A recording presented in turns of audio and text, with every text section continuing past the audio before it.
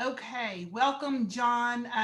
Thanks again for joining us. Tonight is John Somerville's last presentation in his series of accidental U.S. presidents who have become blessers of Israel. And so this is co-sponsored by Texans for a Safe Israel with Ann Stacy and myself, Lori Hines, with A Taste of Israel. John, we're excited to hear what you have to show us tonight or teach us about President Trump as the grand finale in your series. The floor is all yours, my friend. Great.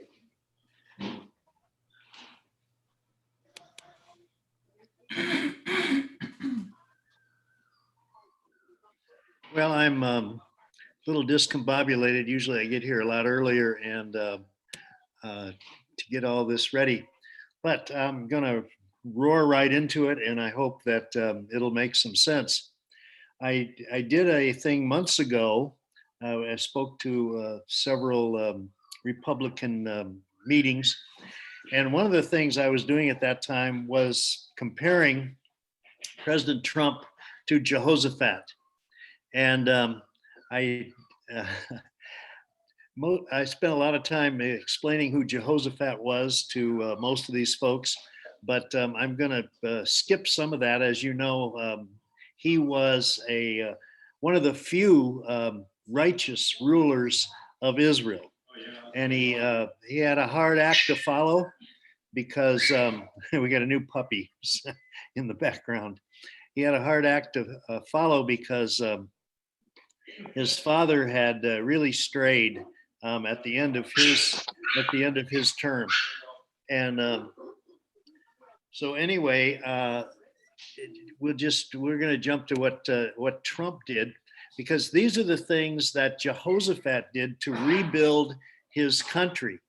He put specific emphasis on instruction and education of his people. And it wasn't only education in the Torah, what he had available to him.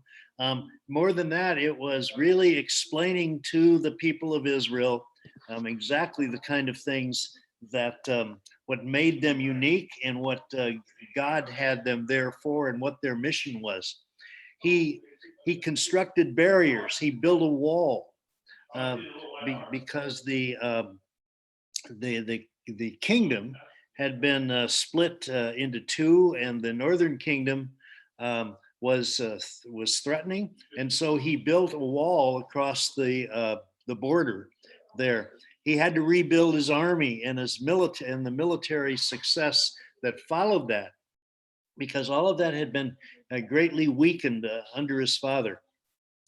And money was pouring in to him because the Philistines, the Arabs, the Ammonites, and the Moabites, who were all enemies of Israel, now saw that Israel was becoming much stronger, and they realized who the big gorilla in the room was, and they started paying their taxes. They started actually sending gifts and all that, and so the income increased for Israel, and prosperity was reigning. He changed the judicial system. He got rid of the crooked judges. He brought new judges in. He swore them in and told them exactly what their job was. And then he continuously reminded the nation that they are under the true God. And the only flaw he seems to have had was this weaknesses for alliances with the northern Israelite kings, with Ahab and all of that. But Trump did the similar things. One of the things that Trump did just a month or two before he left office was, it doesn't seem like a big thing, but it was an important thing to people in Israel today.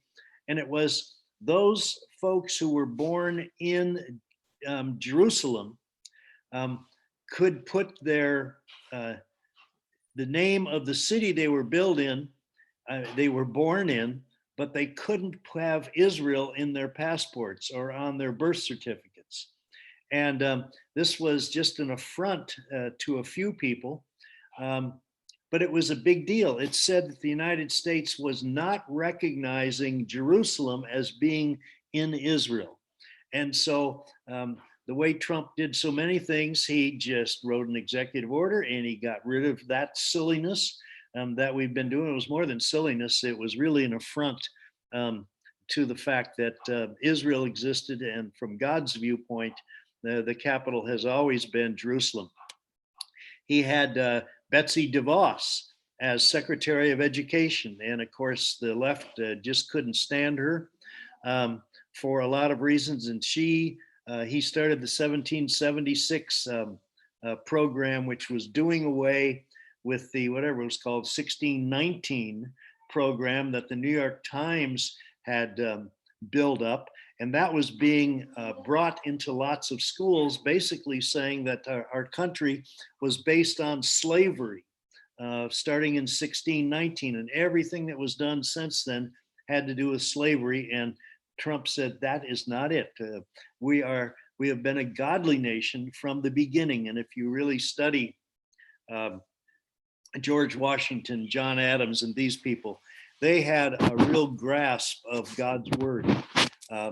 I've been in Newport, went to the Naval War College there, and one of the oldest synagogues in the United States is there. It's the Touro Synagogue, and in that Touro Synagogue is a copy of the letter that George Washington wrote to the Jews that were in Rhode Island at that time.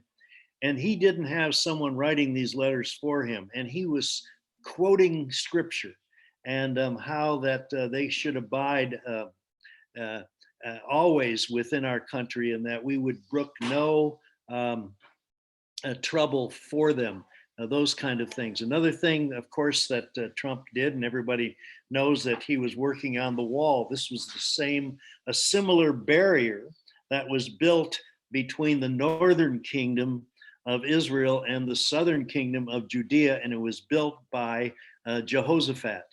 One of the things that the news media didn't report, it says today, this was actually some months ago, Donald Trump donated his $400,000 salary to rebuilding military cemeteries. And every year that he was in office, he donated that salary to another thing like that. He renewed the judicial system, just as Jehoshaphat did in many ways, and he certainly got three very conservative members on the court, Gorsuch and Kavanaugh and Amy Coney Barrett. And this was one of the reasons that Trump was elected in the first place, to try to change the court. And thank God that during his term, he had the opportunity to put three on that court. He rebuilt the military. I love this picture of him with the troops. These are all the kind of things that he had as goals of what to do in the military. 36 battalions in the Marine Corps, 1,200 fighter aircraft, and a Navy of 350 surface ships. All of these were goals that he had. They have not been met, and looks like they won't be for a while. And the other thing that Jehoshaphat continuously reminded the nation that they are under the one true God. The thing that struck me so much was very early in the first year of his administration, he and Melania went to Melbourne, Florida, as kind of a thank you rally. And people had been waiting for hours, and they were in a hangar, and there were people outside who couldn't even get in. And there was a lot of hooting and hollering, and everybody wearing funny hats and having a great time. And Melania walked out on the stage, and people were just cheering like crazy. And she stepped up to the microphone and she said, "Let us pray." And she, of course, led the whole place, just quieted down. And with that beautiful accent that she had, she prayed the Lord's Prayer. And this picture on the left is Donald Trump on his way out. He was striding out on the stage, and he stopped short, folded his hands and closed his eyes. And when she finished the prayer, he walked up to the microphone. And I hope some of you saw this, and maybe a lot of you did. I was standing there just mesmerized by her praying, and the tears are just flowing down my face. And there is a woman who is not afraid to hold forth her spiritual beliefs.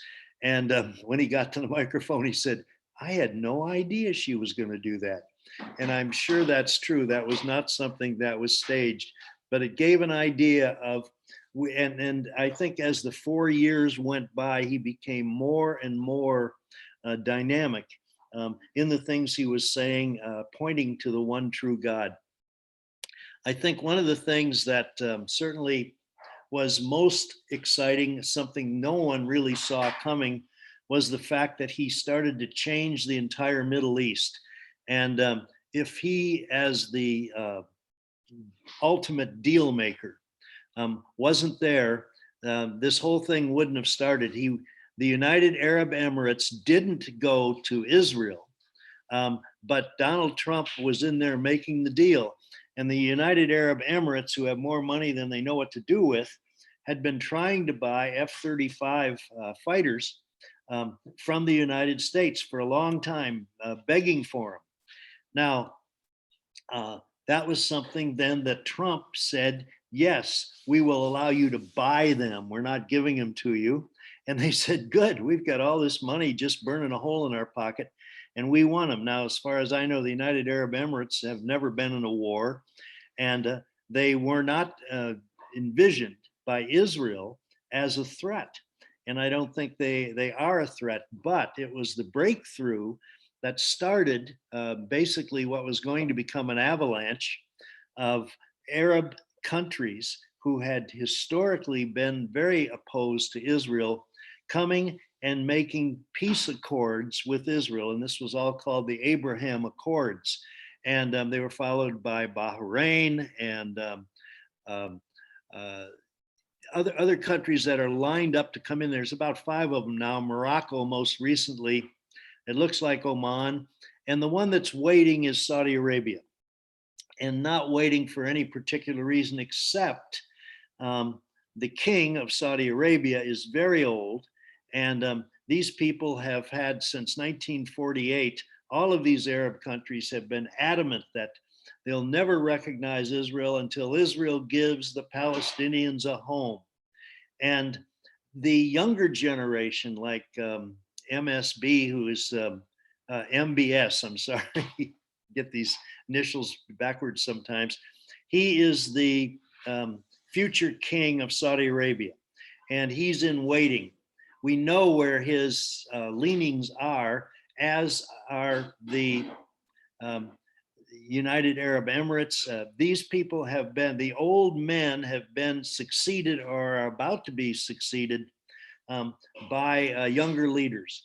And the younger leaders have realized that the Palestinians have been nothing but trouble, always begging for more money, not doing anything with it, not helping their people, all these kind of things. And so I believe we were standing on the edge of all of these Arab countries realizing that it's Israel and the United States that are the only ones that are going to protect them, because they have historically been afraid of Iran. Iran used to be Persia, and Persia ruled all of these Arabs for centuries, and they were not kind to them. And when they realized that Trump had pulled the United States out of the deal that had been made with Iran, which basically was allowing them to go ahead and build a nuclear weapon at the end of the 10 years, they started saying, wait a minute, where is our protection really going to come from? And they realized it was from the United States and from Israel, and that if they would make a deal with Israel, they could basically change the Middle East. Unfortunately, this looks like, at least right now, it's going back to where it was. We're going back we're going back into the deal with Iran, probably. They put a hold the other day on these F-35s that had been promised to be sold to the United Emirates. Suddenly there was a hold on that. That was the opening deal that Trump had made. And so we'll see where all of this goes. But this was, I think, the most unexpected thing that he could have done was to change the calculus of the Middle East. I want to tell you now, I'm going to get off track here a little bit, although I think in the end you'll see there's a reason to my madness. This is a friend of ours, and she lives in Israel, and she works at the Holocaust Museum. And her name is Malky Weisberg. Malky is her nickname. And Malky has become a good friend of Mary and myself. And she told us this story when I first met her, and it was about her mother.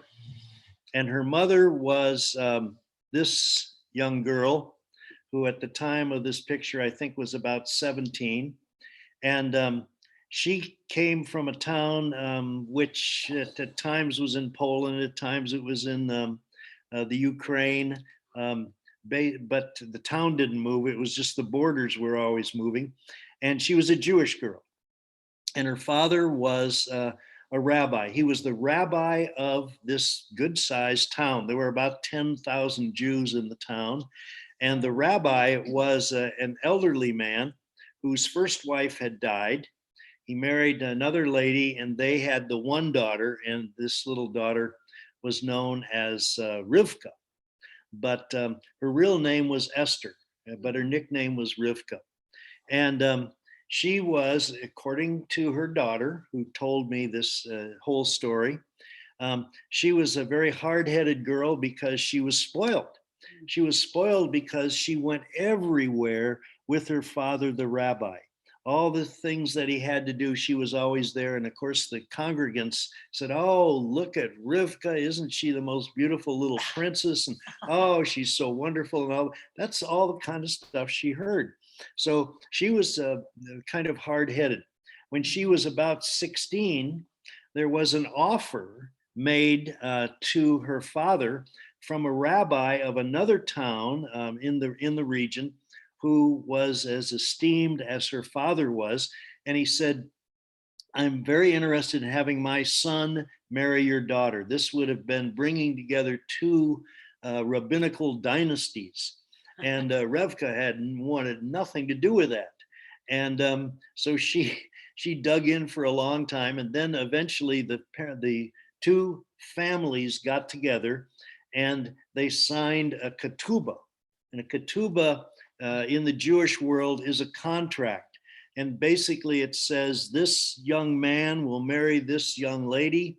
And this is the contract, and all kinds of legal, it basically, many Jews today, especially Orthodox Jews, always have a ketubah.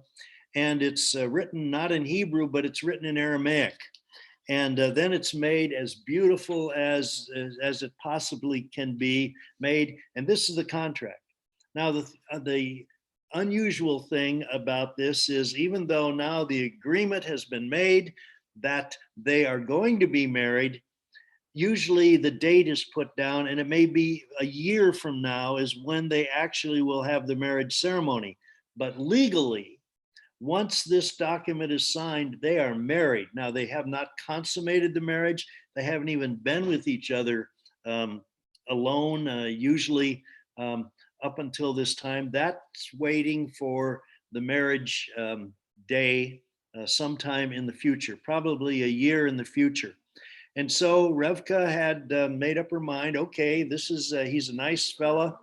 And I've met him, and I'll do this. This is what our community does. So in the interim, after the signing of the ketubah, the Nazis rolled into the town of Bukac, and there were very few Jewish men left. There were the Jewish young men. The reason the older or the more mature men were gone was they had fled and been taken into the Russian army to fight the Nazis, but the Russians had pulled back.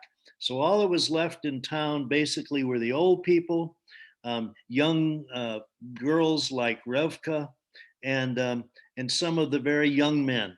The first thing the Nazis did was they came to Revka's rabbi father, and they said, "We want to protect the young men that you have in your congregation. So we need to get their names because we're going to move them out of the war zone, and they'll be on work details. But don't worry, they'll be okay." So the rabbi, in his naive, it was naive as to what the the Germans really had in mind. Gave them the names, of all the young men in the congregation, all the Jewish young men actually in the town.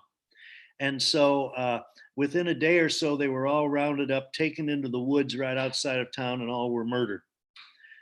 When the rabbi recognized what he had done, he so took it to heart that he had a stroke, took to his bed, and in a few days had died. Now, that left Revka and her mother. Um, uh, and so what the Nazis started doing was getting them all lined up and to be loaded onto the trains. Of course, they were told another lie, that they were being taken to an area where they would be safe and fighting wouldn't happen, and they could only bring a very little with them, so everything had to be left behind. Well, Revka and her mother went into hiding in the town, in a building. They had a secret place, and when the Nazis came into the building, they didn't find them. And so when the Nazis came out of the building, Gentile neighbors went to the Nazis and they said, "We saw Jews go into that building, and we didn't see them come out. You better go back and search again." So they did search again, and they found Revka and her mother, and they were taken to the trains.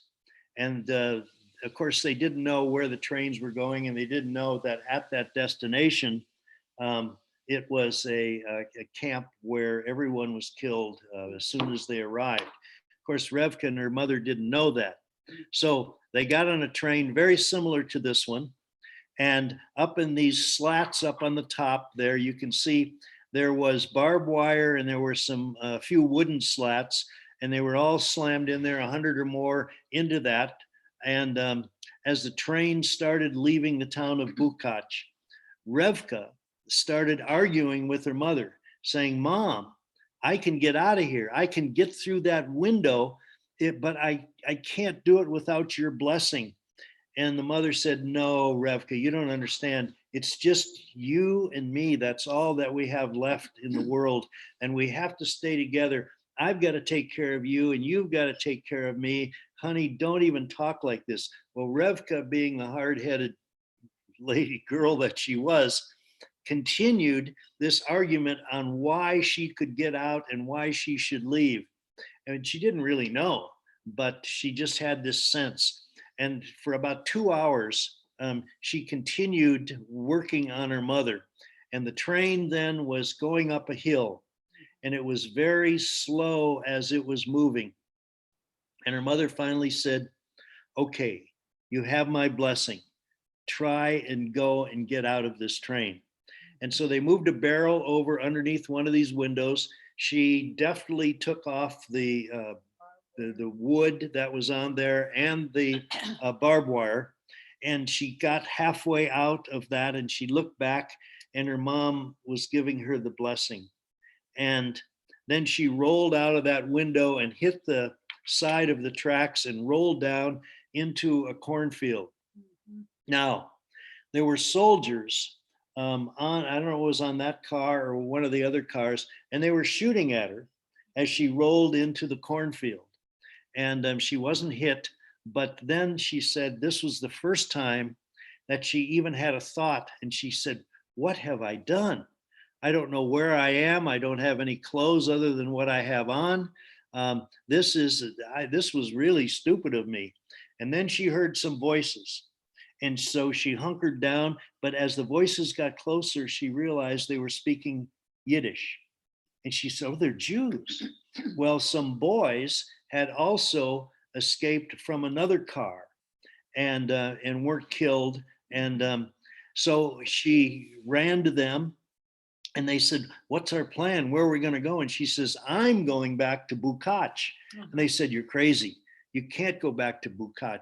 That's just where we were. That's where the Nazis put us all on this train. You can't do that. She said, I have to go back because my mother didn't know it, but a week or so ago, I took the wedding ring that I got from my fiance, and his name, by the way, is Israel.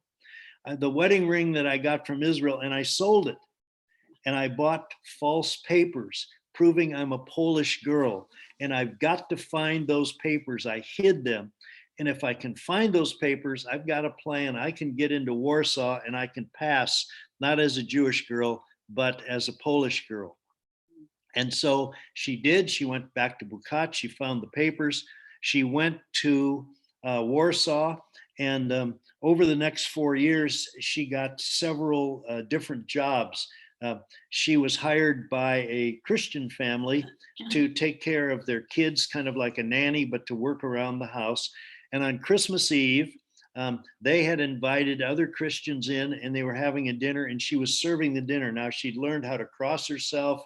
She learned how to do all the Catholic kind of things. And as she was serving dinner, it turns out one of the men that was at that dinner was from Bukach. And he said, Revka, what are you doing here? I thought you were taken away. Well, that means she was unmasked. And the family that had hired her realized now they were harboring a Jew. They went to her that next morning and they said, listen, honey, we love you, but if this is endangering our children, this is endangering us. If you are uncovered as a Jew working in our house, they'll kill our children. You have to leave. Now they helped her go to a little cabin they had in the woods, and for a while she was there. And then she found other jobs like this. And each time she escaped, and honestly, it was miraculously that she wasn't turned in, because Warsaw, as you know, was certainly, there were more German troops there than in any of the other towns. Oh, that's another story. She was not caught. And as the war was beginning to wind down, she was grabbed by a German anti-aircraft unit. And this unit was moving back into Germany, and they made her a cook. Now, had again she been exposed by then, they would have shot her right at the place. She didn't. And what happened was the war ended. Now, she had no idea, was anyone left? And this was going on all across Europe. There were millions of Jews who were not killed, but had no idea if there was any family left or what it was. And of course, they didn't have kind of records that we have today, or the internet, or anything else like that. So she was in a DP camp, a displaced persons camp, and she was teaching children. Basically, very few of these children had any parents, but she was doing it. And then she got thinking, you know, if I can't prove that Israel, my fiance, is dead, then I'm married to him. And if I can't prove it, it means I can't ever marry anyone else. And here I'm only 21 or whatever she was at that time. And she finally went to the rabbi inside of the camp, and she says, I'm going back to Bukach. And he said, what are you, crazy? Don't go back. We have word now that the Poles are killing Jews who come back to their hometowns. And she said, I've got to go back. I've got to get closure on this. He said, no, it's true. And of course, this is something that has been in the news the last few years, because in Poland, they passed a law that no one could say that Poles actually killed Jews. And they were stopped from saying it. There was a jail term if you basically were saying this. Well, it was true. Many Jews died going back to their hometowns because now their homes had been taken over by Polish people and they weren't going to give them up. And so she was determined she's going back.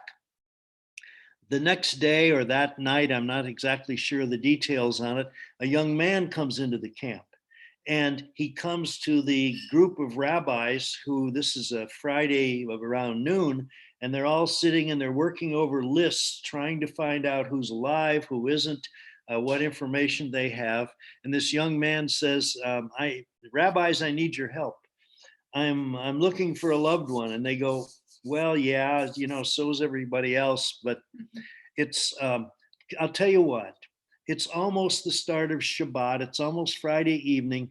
You come back on Sunday, and we'll help you. And he looked so forlorn that the one rabbi who had talked with Revka said, come on, walk with me to my tent and tell me your story. And then Sunday we'll see what we can do about it. And he says, well, I'm looking for not only a loved one, but a woman that I'm married to. We have the ketubah, and he said, what's her name? He said, well, her name is Esther. He said, Esther, every Jewish girl's named Esther. Did she have a nickname? He said, yeah, her nickname's Revka. Revka, where's she from? Well, she's from a little town you probably never heard of. It's called Bukach. Revka from Bukach? And the young man thought that the rabbi knew that this Revka was probably dead. And he had this terrible look on his face. And she said, and basically the rabbi said, no, you don't understand. Revka's alive. Revka's here in the camp. I think she's still here in the camp. Don't give up hope. Revka is alive. She's here. And so that's a wonderful story. And if you ever knew the story of Israel, it would be the same thing. For 4 years, he escaped. He was almost caught. He was caught. He escaped again. And God really worked on protecting his life. And so this picture is, here's Revka in her wedding dress, and here's Israel in his hat. And he was studying to be a rabbi, just like his father. And of course, that's what he wanted to do. Now, all of these people, their friends, none of them have any family left. These were all basically people who had everyone killed. And these are about their age. And so they came and they attended the wedding. And very soon they had, Revka and Israel had the opportunity to leave the displaced persons camp, and there were some false papers that were provided. And so they got to go to Brazil just to get out of Europe. And he was in Brazil, where he served as an assistant rabbi for, I think, about 5 years. And then they went to California. And but by this time they had a son who is Malki's older brother, who is a rabbi in Israel today. And then Malki came along, the woman who's telling me this whole story. And they wanted someplace where they could put their children into a religious school. So they said, we hear there's a lot of schools in New York. So they traveled to New York. And when Israel went to the local Jewish organization, he said, I'm trained now as a rabbi. And they said, rabbis, we got rabbis coming out of our ears. This is like 1950. So many Jews have come in from Europe. Everyone's a rabbi. And you want a job? Listen, there's no place for you. You may as well go back to Brazil. And well, wait a minute. I got an idea. You know what? There is this big apartment building over in Brooklyn, and it's full of Jews. And by the way, none of them are religious. Rabbi, they'll probably hate you. But, why don't you go over there, see if you can get a few together? Maybe you can start a little mini synagogue or something like that. Well, in a short period of time, they moved into an apartment in that building, and he started holding meetings. And because he had such an incredible personality, and he had worked so hard on learning English, without an accent, that he really was adapting very well, that in a short period of time, he had 100 families out of this giant apartment building that were coming to his meetings. And the unfortunate part was they were meeting in the parking lot underneath the apartment. This is the 1950s. People come down, they start their cars, they let them run for an hour or two to warm up. And so you've got all this fumes and everything going on. You have snow outside that melts, it runs down into the parking lot. You've got oil and grease and everything. And the members of his new congregation said, "Rabbi, this is a horrible place. We can't concentrate down here. Why don't you go see the landlord of the building and just ask him if maybe there's a room we could meet in, something better than this." And Israel said, "No, I've seen this landlord.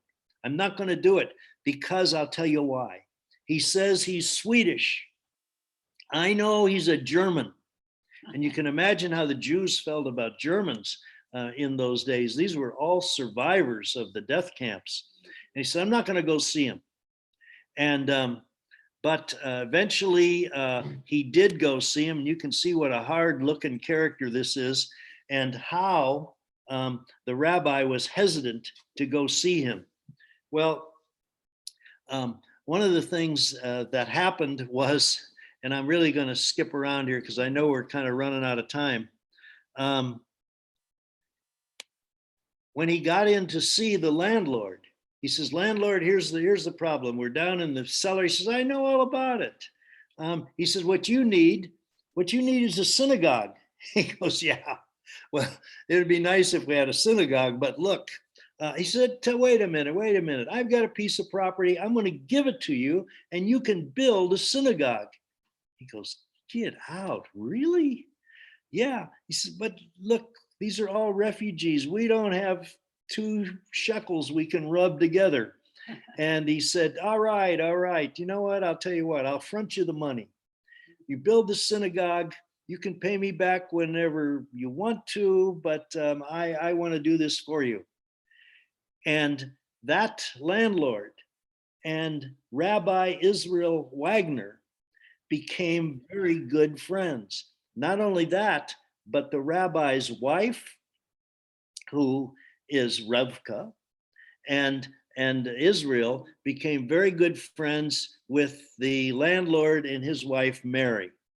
And I'm going to cut this short. I usually go into a lot more detail, but oh, did I forget to tell you? The name of the landlord is Fred Trump. This is Donald Trump's father. Yeah. And they started a friendship between the rabbi and his wife and Donald Trump and his wife that lasted almost 50 years. This is what Donald Trump saw as a child. He saw his parents very friendly. As a matter of fact, Fred Trump always called the rabbi my rabbi. And whenever Jews were in trouble in Brooklyn that the rabbi knew about, in other words, they didn't have money, they had operations coming up, he'd go and see Fred, and Fred would immediately write a check and said, "You just take care of it." And well, by the way, Rabbi, he'd always give the rabbi some theological advice. He said, "Rabbi, don't forget, you and I worship the same God."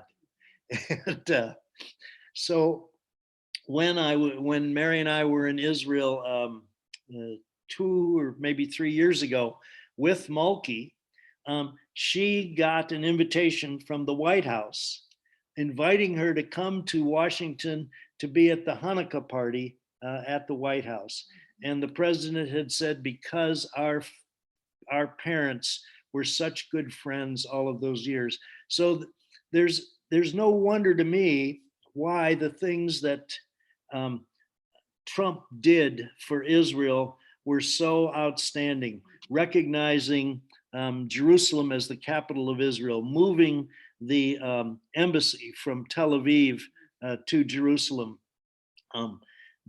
recognizing the Golan Heights as an annexation of Israel because the Golan Heights is so important to defending Israel.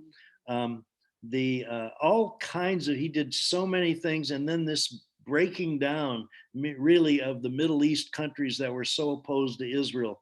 He did all of this. That's why, well, and more so, I won't even take your time in telling you all the marvelous things that President Trump did that were so unexpected. And I think it's one of the reasons that he is so hated by people who care nothing for Israel, care nothing for the word of God, where it says, if you are a blessing to Abraham's descendants, you are going to be blessed. I'm going to bless those that bless you, God said to Abraham, and I'm going to curse those that curse you. This should be a tremendous warning to the administration that's in power now. If you go back and you do the kind of things that are supporting the enemies of Israel, like Syria and like Iran and all of that stuff, there's another side to that equation, and we just covered it. I I wanted to show you just a couple of other things. I know we're in many ways running out of time, but it wasn't only this Jewish side of Donald Trump. There's something else that was going on, and quite honestly, this is his mother, Mary McLeod, and Mary McLeod in the 1930s left the little island of the Hebrides.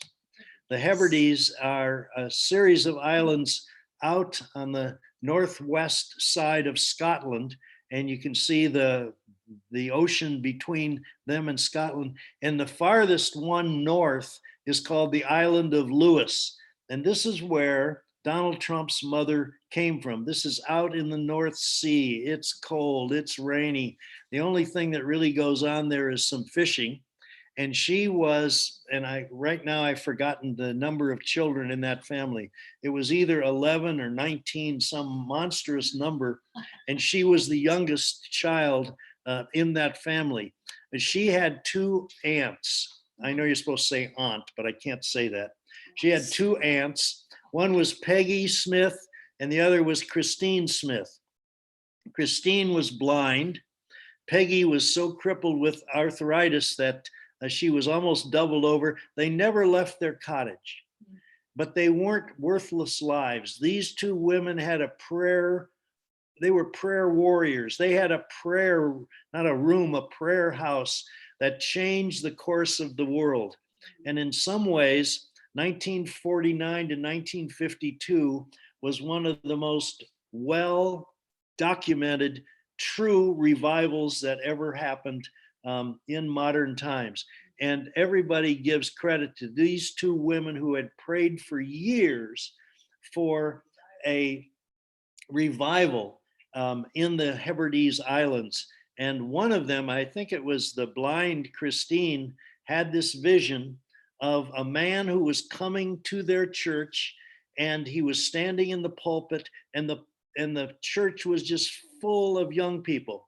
She got hold of their own minister, and she said, I've had this vision, and you have to go to Scotland and find this man. And he said, what was his name? She said, it wasn't in the vision. I don't know. Well, what did he look like? And she probably said, how should I know? I'm blind. So I don't think she really said that, but I wanted to see if you're still awake. And anyway, a man named Duncan Campbell eventually came to that island. He was only going to stay for 2 weeks. He ended up staying for 2 years. They had this massive revival where all the pubs shut down. All the young people who had left before, many of them were coming back because there was no work there, but these meetings were miraculous. And one of the young men, one of the very first young men who stood up and prayed and changed the island, his name was Donald Smith, and he was a relative to Peggy and Christine, and he was also a relative to this woman who left in 1930s, Mary McLeod. And Mary McLeod left like most of the young people were leaving, and she went to the United States, and she arrived, I think she was, it was her 18th birthday or the day after her 18th birthday. And she came as a domestic and was working as a domestic in one of the great homes there. And she went to a dance. And at the dance, she met a young carpenter. And this young carpenter was building houses, one house after another. He was so young that he couldn't get, when he started, he couldn't get a contractor's license. So he was working under his mother's name, and he was building these homes, and they fell in love. And of course, this was Fred Trump, who, by the time that Malky's parents met him, he already was building apartment buildings. And it was, this is a picture of Mary McLeod many years later with Donald. And Donald was, and I was told this by Malky, who said, "Oh, we remember Donald Trump. He was a teenager, and he was in our apartment building every Sunday morning, and he was collecting the quarters out of the laundry room. And by the way, the quarters he was collecting went to his grandmother, because his grandmother was still in business with Donald's father. Anyway, Donald was kind of a wild child, and Fred decided he had to go to a military school. And he did very well at the military school. You can tell by his rank and all the rest of this stuff. And you can see he grew into quite a young man. He was a good athlete. And this is Mary McLeod, who came penniless from Scotland. And by the way, that Donald Smith, who was the first, one of the really first converts in the Hebrides revival, was her cousin.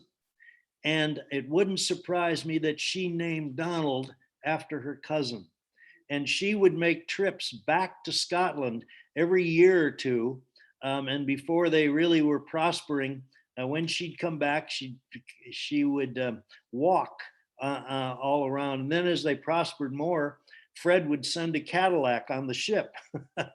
And so she could drive a Cadillac around with her aunts and other people on the island. So my point here is Donald Trump was raised seeing his parents loving and kind to the Jews, and also hearing from his mother her background of coming from this tremendous family that really started the. I remember when Trump was running for president, he was speaking at Jerry Falwell's college. And while there, he quoted a scripture. And he said, it's from 2 Corinthians something, I forget what it was. And the press made so much fun of this. Oh, here's a guy trying to pretend he's a Christian, and he calls it 2 Corinthians. Everybody knows it's 2 Corinthians. Well, as I was researching that, I realized that in Scotland, they always call it 1 Corinthians, 2 Corinthians, 1 Peter, 2 Peter, that way. And Donald Trump later, in defense, and nobody ever printed it, basically said, "What's the matter with 2 Corinthians? That's how my mother always said it." So I'm confident that there were 2 streams pouring into young Donald. One was a Christian stream. And by the way, Fred Trump's middle name is Christ.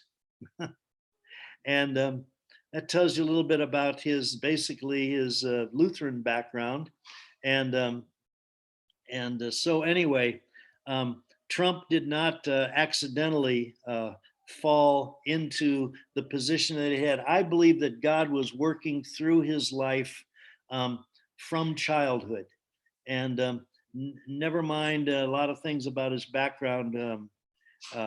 When it really came, just like the other 4 presidents who did marvelous things for Israel, it doesn't really matter what it was. God was working somehow in their lives, and he had them in the right place at the right time. And certainly amongst the presidents that I've studied, no one has done so much to bless Israel as Donald Trump did.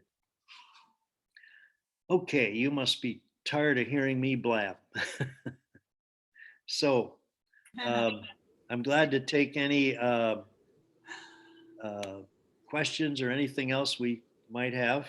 Yes. Okay. We're going to definitely open up a Q&A session. So before we do that, though, I just want to say a couple things. One, John, thank you. I was tearing up hearing that story. This is the third time I've heard it, and I just love your presentation on President Trump.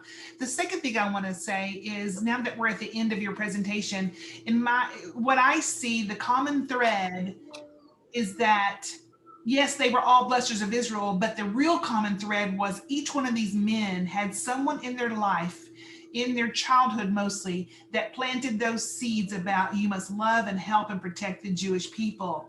And that is a call that is for us today to carry that out. Yes, this is about how nations rise and fall, but on a personal level, that's our call to action. We need to carry that out, because look at what that can produce.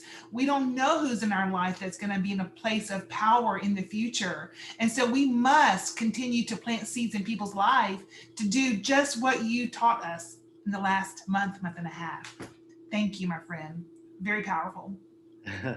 Yes, and I think, and probably a lot of you do it anyway. We need to be praying for Donald and Melania and that family, because the pressures on them and the mudslinging and all those kind of things have not let up, even though he's out of office. And he certainly needs the support that we can give him, certainly through prayer. And we have been blessed to have had 4 years of that administration. And when you see what's happened in a week, how so much of this is being unwound as best as they can. But it doesn't mean that Donald Trump didn't do what God had him there for. And we don't know what the future is. And This is true. praise God. Yes, praise God. God is in control. He is totally in control. Thank you. Let's open up with the floor for Q&A, and then I have 2 announcements. I want to announce our next speaker, and I have another announcement. So let's go ahead. Who has a question for John tonight? Our comment. You can unmute yourself, because everybody looks like you're on mute if you have a question. Well, when are you coming back to Texas, John? As soon as I can. Yeah, thank you, Ann. I am going to send you about 25 of those pins, and they'll be in the mail pretty soon, okay? Oh, bless your heart. No, we'd love to get back as soon as we can. And Hey, Mary. Mary. thanks, Well, Ann. because, there's churches that it's such I've known you for 10 years, and your wealth of knowledge about Israel and the Orthodox people, and just so few people have relationships with the Orthodox, and you've had it for many years, and you have just a wealth of knowledge to share. I mean, they become your best friends. Yeah. And mine also, and Lori's. Yeah. We found great common ground with them. Well, I'll call you, and we'll talk about some dates, because I don't know where my my Texas mask is, but I wear it all the time when I have to. Fantastic. Thank you. Anybody else have a question or want to say something to John about his presentations? Rick? I was just wondering how long it took you to get all your information put together. Oh, it took me right up to about 30 seconds before I got on the Zoom tonight. It's, I'm gonna teach on Saturday about this, but it's not only a matter of just remembering it all. I keep finding new things about Donald Trump and the other presidents, and so it's continuing, kind of like digging in a gold mine. And I go, oh, I wish I'd put this in the book. So I think it probably took about 5 or 6 years to put the book together about the presidents. But I keep going back and I'm finding more things about them all the time. And praise God that he worked through those five, and it really established our a relationship with Israel, no matter who's actually sitting in the leadership of either country. Good. Thank you, Jennifer. Rick, did you have a question? I don't have a question, but John, it is so good to see you again. And I just sit here totally amazed at the way in which you have gathered information. And you are such a fabulous storyteller, and it's great. It's just enjoyable to listen and learn. So looking forward to getting that book of yours. Yeah, thank you, Rick. By the way, I don't want to go back to sharing the screen again, but if you're interested in any of the books, and basically the theme is the same in all three of them. It's, if you are a blessing to the Jewish people, you're going to reap a blessing. If you are a curse to them, and there is such a curse today in the Christian churches, and many of the members don't even know about something called replacement theology. If you happen to be in a denomination that adheres to this, replacement theology basically says this, and it's wrong, that God is through with the Jews, and now the church has replaced the Jews, and all those promises that were made to Abraham and his descendants now belong to us as the church. That was at the root of what the Holocaust was about. That's at the root of the deadness of so many churches today, because they hear nothing about Israel. They hear nothing about the Jews. It's just an off limits kind of thing that's not spoken of on Sundays. And so the book about the rise and fall of the British Empire, about the hidden roots of the Holocaust, and the same thing, all of these presidents who blessed Israel, they brought a blessing on our nation. Whether they knew it or not, God had them in a place to do those kind of things. And we're going now into another period of time where it seems like the waves are going back and forth. And so we're the ones that need to understand this, and we need to look and see, is this, the Jews, I have to laugh about this because I kid friends of mine. The old Jews in the United States, no matter what would happen, I remember my friend of mine telling me he was so excited when the Dodgers were in the World Series, and he's telling his grandmother, who had come from Europe many years before, and she goes, now tell me, is this good for the Jews? Is it good for the Jews or bad for the Jews? And it didn't. And we should be thinking about that same thing. Is it good for the Jews? Is it bad for the Jews? Because God's promise to Abraham in Genesis 12:3 really has to do with that.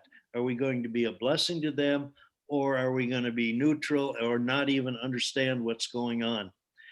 I will say one last thing that keeps coming to mind, and it was only a few months ago. It was on a Sunday morning, and we were getting ready to go to church, and I turned on the news, and I saw this campaign statement that says, "The battle for the soul of the nation." And I go, whoa, who's saying that? And it was Kamala Harris at a lectern. In the front of it was, "The battle for the soul of the nation." They were telling the truth. This is a battle for the soul of our nation. And you can see it if you follow it all, and all these executive things that the president is signing. It is going right for the soul of the nation. And that's why we've got to understand what it's really all about and speak up when and where we can. I heard it a statistic today. I went to a ministerial meeting and it shocked me, and I don't know how true it is. And someone asked, what was the percentage of Christians who voted for Trump? And the answer was, and I about fell out of my chair, 25%. Now, I find that shocking and hard to believe. And maybe the question was how many Christians actually voted. I don't know what it was, but certainly we could and should have done better. I agree. I agree. Wow. John, thank you so much. I'm really speechless because you have shared so much with us over the course of the last month that there's no way we could ever have learned this on our own. And I just want to say thank you from the bottom of my heart for making time for all of us to share your wealth of knowledge and the love that you have for God and for his word and his promises and the Jewish people. I'm highly inspired by you. You have enriched my life with your knowledge and your passion for God and what God loves. And I just want to say thank you, my friend. What a blessing you are to me and to all of us who have heard you. Thank you. And I want to take this opportunity to speak to my friends that are here with us tonight, and for anyone who will be watching this recording. John has poured into our lives invaluable time and knowledge that comes straight from the Bible. If you're a Christian or a Jew, it doesn't matter. It's the same, that we must stand and support people who are teaching like John does. So I want to just stand right here and say to all of you to please consider sending a love offering to John for the time and the gift that he has been to us. I'm going to put up an address where you can send him a love offering for all he's done for us. So this is the information you need. John, here, I'm going to share this. Let's see. Okay, John lives in North Fork, California. Here is his address. If you want to send a check, send it payable to Zion's Watchman, P.O. Box 664, North Fork, California, 93643. If you would rather do something, pay online, John, I didn't even pass this by you. If it's okay with you, people can Venmo me money and I'll send 100% of it to you. And I can send receipts to show exactly who and how much they sent.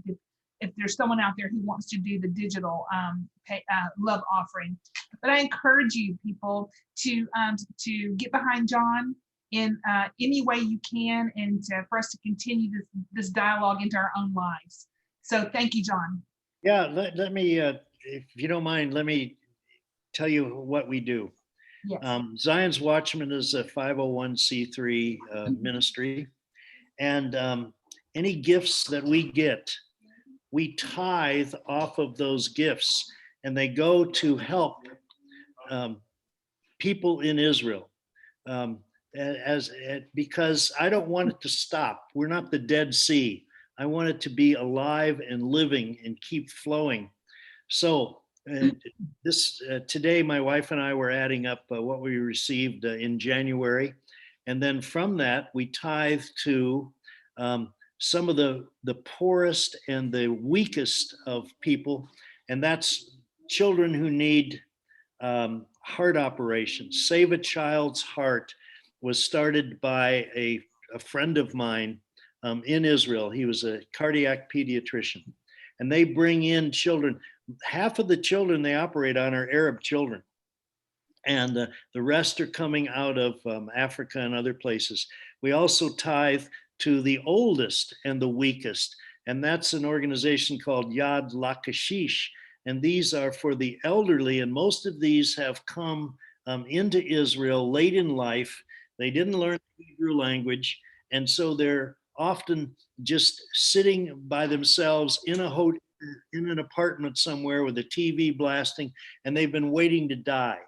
Now, this organization that we help support actually has them doing jobs, and they make souvenirs, they make religious items, and the women do whatever all that stuff is with needlepoint and all that. And these people now have a job, and a place in life. And then they sell, they have their own shop where these items are sold. And we also support a Messianic rabbi who's one of the things he does with his congregation is they reach out to young pregnant girls who are about to get abortions, and they have saved, I don't know what the number is, so many lives. But these are the kind of, we are being a blessing to the Jews, and people that send gifts to us are also part of that. And I let them know that anyway, we believe in tithing, and that's why we take from that, and it continues on. Yeah, the link in the chain of the human chain and Yeah. to Israel. That's good. Thank you for sharing that. I really appreciate that. I'm going to give you guys the address one more time. Let me do that, and then I want to share something else with you. I'm sorry, 1 second. This kippah on my head is from Yad Lachish. Oh my goodness! Oh, good. Way to go. Way to go is right. Awesome. Isn't that a great place? That's awesome. Okay, if you guys want to take a quick screenshot of this information, please do that now before I turn this screen off. I'll give you a second or two to take a screenshot of that. And you can send a check to Zion's Watchman and be a part of the blessing, and you will be blessed as well, just like John said. Or if you want to do the digital, you can certainly send it to my Venmo, and I will pass along all of it to John, to Zion's Watchman. Okay, now, next up, I want to take one more minute. We're almost done. We'll be out of here in 5 minutes. Just bear with me, because next, I want to share with you who our next speaker is going to be. I'm very excited because the conversation does not end tonight with John Somerville's final presentation. Oh no, he has just set the groundwork for what we will continue to do here on Thursday nights on Zoom, as long as the Lord will allow it. So our next speaker, I'm so excited to tell you, here he is. It's going to be none other than our friend Tommy Waller from Israel, founder of Hayovel. And Tommy, his presentation, he's going to be with us for 4 weeks as well. And his series is titled, When God Spoke Through the Prophets to Israel, Was He Speaking to America as Well? Tommy begins with us next week, February the 11th, and he's going to be speaking on God's plan to make America great again. So I'm very excited about Tommy coming on board. So if you, so be sure to hang on to the Zoom link, because it's going to be the same Zoom link moving forward. So we're excited about Tommy coming on board and what he's going to be continuing the conversation on. And it's going to be 3 a.m. for him. He's going to get up and do this for us. So please come. Please bring a friend. Please share the word, and please share the invite, so that we can really grow this conversation and, you know, like John said, make the chain longer. All right, guys, we've been at it for an hour and a half. I know John's tired of talking. Thank you guys for coming. You are a blessing, and we really appreciate you coming. Have a good evening, and we'll see y'all next week. Thanks, John. We love you. Thank you, John. Thank you. Thanks, Ann. Thank you, John. Thank you, Lori. Yeah, you're welcome, guys. Thanks for coming. See you next week.